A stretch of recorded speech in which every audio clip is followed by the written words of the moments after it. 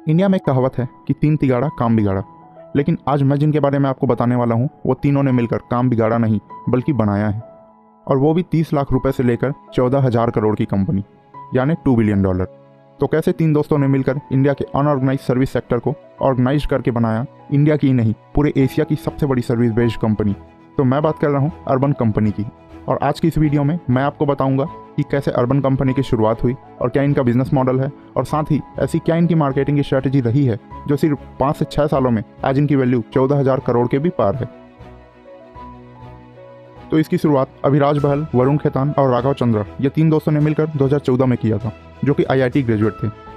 अभिराज बहल और वरुण खेतान US के एक कंपनी में जॉब कर रहे होते हैं, लेकिन बाकी एंटरप्रेन्योर्स की तरह वे भी अपने जॉब से खुश नहीं थे और अपना खुद का बिजनेस करने के पर्पज से अपनी वेल पेइंग जॉब क्विट करके वापस इंडिया आते हैं और सिनेमा बॉक्स नाम की एक कंपनी शुरू करते हैं। लेकिन थोड़े टाइम बाद ही इनको ये रियलाइज हो जाता है कि जिन बिजनेस पे वे काम कर रहे हैं वे स्केलेबल नहीं है, आगे उस कंपनी की कोई ग्रोथ नहीं हो सकती। तो वो बिना देर किए ही इस कंपनी को बंद कर देते हैं, और ये दोनों एक और बंदा जिसका नाम राघव चंद्र था, जिनसे ये एक कॉमन फ्रेंड के जरिए मिले होते हैं जो कि एक टेक्निकल बैकग्राउंड से होता है। तो ये तीनों मिलकर एक कंपनी की शुरुआत करते हैं जिसका नाम रखा जाता है अर्बन क्लैप, जो कि सर्विसेज प्रोवाइड कराने वाली कंपनी होती है। तो जब ये US से इंडिया आते हैं तो एक बड़ी प्रॉब्लम को रिकॉग्नाइज करते हैं, जो होता है सर्विस मैन ढूंढना। एक बार इनको खुद को कारपेंटर की ज़रूरत होती है, जो कि बड़ी मुश्किल से इनको मिला होता है। उनके साथ भी इनका काफ़ी बुरा एक्सपीरियंस होता है, और वहीं से इनको ये आइडिया आता है कि हमारे जैसे इंडिया में और भी बहुत सारे लोगों को डेली बेसिस पे ये प्रॉब्लम्स होती होगी, तो क्यों ना इसको ही सॉल्व किया जाए। और इसी माइंडसेट से ये अपनी कंपनी की शुरुआत करते हैं, और अपनी कंपनी बनाने के बाद इन्होंने एक के बाद एक अलग अलग सर्विस प्रोवाइडर्स को, जैसे ब्यूटिशियन, कारपेंटर हो गया, repairer, wedding planner, interior designer और भी बहुत सारे सर्विस प्रोवाइडर्स को अपने एप्लीकेशन में लिस्ट करना शुरू करते हैं। तो अभी तक ये बूटस्ट्रैप पे काम कर रहे होते हैं और इस इंडस्ट्री में अकेले होते हैं, लेकिन धीरे धीरे समय के साथ और भी कंपटीशन इनकी इंडस्ट्री में आने लगती है, जिसको देखते हुए शुरुआत में ये सभी जो मेजर सर्विसेज जहाँ से इनको ज़्यादा रेवेन्यू आ सके उन सारी ज़रूरतों पे काम कर रहे थे, जैसे ब्यूटिशियन, डिजाइनिंग, वेडिंग प्लानिंग और भी बहुत सारे थे। लेकिन मार्केट में कंपटीशन बढ़ने के बाद और कंपनीज इनकी जो निश थी उसमें से और सेपरेट निश में काम करने लगी, तो इन सर्विसेज में भी सेपरेटली रूप से काम करके फंडिंग लिए जा रही थी। तो इन्होंने अपना फर्स्ट मूवर एडवांटेज उठाने के लिए और अपना बिजनेस को एक्सपांड करने के लिए इन्होंने भी फंडिंग उठानी शुरू करी, और एक के बाद एक लगातार फंडिंग उठाते रहे और अपनी एप्लीकेशन में और भी सर्विस प्रोवाइडर को लिस्ट किया और अपने बिजनेस को स्केल करना शुरू किया। ये जिस स्पीड से सर्विस प्रोवाइडर को लिस्ट करते थे उसी स्पीड से डीलिस्ट भी करते थे अगर उनकी क्वालिटी अच्छी नहीं होती थी। तो बेसिकली बोला जाए कि इन्होंने अपनी एप्लीकेशन में कभी भी क्वालिटी से कॉम्प्रोमाइज़ नहीं किया। शुरुआत से ही क्वालिटी इनकी फर्स्ट प्रायोरिटी रही है, जो कि आगे चल के इनकी कंपनी के लिए फ़ायदेमंद साबित हुआ और मार्केट में अपनी एक अलग पहचान बनाने में काफ़ी मदद किया, और यही इनकी कंपनी की USP बनी। तो अब मैं आपको बताता हूँ कि ऐसी क्या इनकी मार्केटिंग स्ट्रैटेजी रही है जिसके वजह से आज इनकी मंथली एक्टिव यूज़र 6 लाख के भी ऊपर है। तो ये बिज़नेस लोगों के लिए उस टाइम थोड़ा नया था। इसके एक एडवर्टाइज में आपने देखा ही होगा कि कृति सेनन मोबाइल से ही घर में ब्यूटी सर्विसेज ले रही होती है, और जब ये एडवर्टाइज टेलीकास्ट हुआ तो लोगों को थोड़ा एक्सपेंसिव लगा, क्योंकि वो सोचते थे जहाँ ब्यूटी पार्लर्स में जाकर भी ब्यूटी सर्विसेज थोड़ा एक्सपेंसिव पड़ता है तो घर में आके सर्विस देने पर ये और कितना चार्ज करेंगे। लेकिन जब उन्होंने अर्बन कंपनी की एप्लीकेशन ओपन करके देखी तो रीजनेबल प्राइस और शुरुआती कुछ ऑफर्स लगा के सैलून के प्राइस के लगभग आसपास वही प्राइस में लोगों को इनके एप्लीकेशन में मिलता था। इसलिए लोग भी अब इनकी ओर अट्रैक्ट होने लगे और इनकी सर्विसेज यूज़ करने लगे।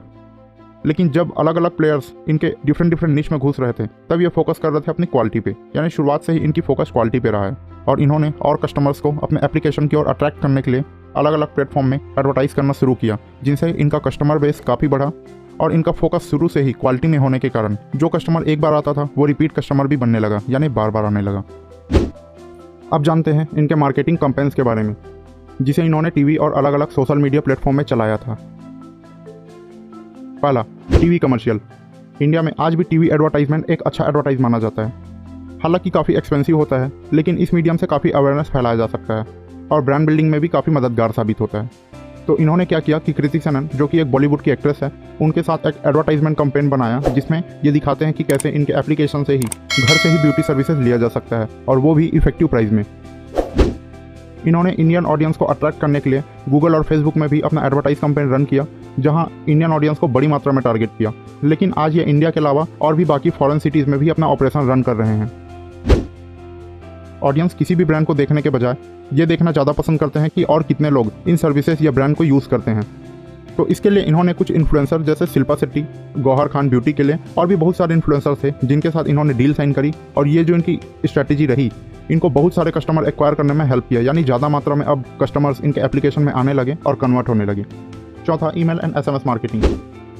जो कस्टमर एक बार इनकी सर्विसेज यूज़ कर रहा था, उनको अपना रिटेन कस्टमर बनाने के लिए इन्होंने सहारा लिया ईमेल और एसएमएस मार्केटिंग का, जो कि कस्टमर को रिटेन करने में सबसे इफेक्टिव मार्केटिंग टेक्निक माना जाता है।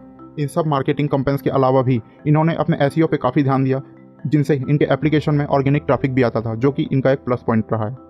और ये रीजनल लैंग्वेजेस में भी अपना एडवर्टाइज कैंपेन रन करते थे, जैसे अगर वेस्ट बंगाल में बंगाली, पंजाब में पंजाबी और साउथ इंडिया में साउथ इंडियन लैंग्वेज, ऐसे अलग अलग रीजन को सेपरेट रूप से टारगेट करते थे। तो अब बात करते हैं इनकी कोविड स्ट्रैटेजी की। तो कोविड में ये अपने कंपनी के लोगों में थोड़ा गैप दिखाकर सोशल डिस्टेंसिंग की इंपॉर्टेंस को दिखाते हुए मार्केटिंग किया। तो अब मैं आपको बताता हूँ कि ये कंपनी पैसे कैसे कमाती है। तो ये 3 तरीकों से पैसे कमाती है। पहला, कमीशन से, यानी जो भी सर्विस प्रोवाइडर इनकी एप्लीकेशन में लिस्ट होता है, अगर वो अपनी सर्विस प्रोवाइड करने के लिए कस्टमर को जो भी चार्जेस लेता है, उनका ये 10 से 30% तक भी अपना कमीशन लेते हैं, यानी अलग अलग सर्विसेज पर अलग अलग इनका सर्विस चार्जेस होता है। दूसरा, अगर किसी सर्विस प्रोवाइडर को इनके एप्लीकेशन में फर्स्ट या फ्रंट में दिखना होता है ताकि उनको ज़्यादा ऑर्डर मिल सके, इसके लिए सर्विस प्रोवाइडर को इन्हें पे करना होता है। तीसरा, अगर कोई दूसरी कंपनी इनके वेबसाइट में या एप्लीकेशन में अपना एडवर्टाइज रन करना चाहती है, तो उनके लिए इन्हें पे करना पड़ता है। तो बेसिकली बोला जाए कि इनका जो बिजनेस मॉडल है वो एग्रीगेटर बिजनेस मॉडल है।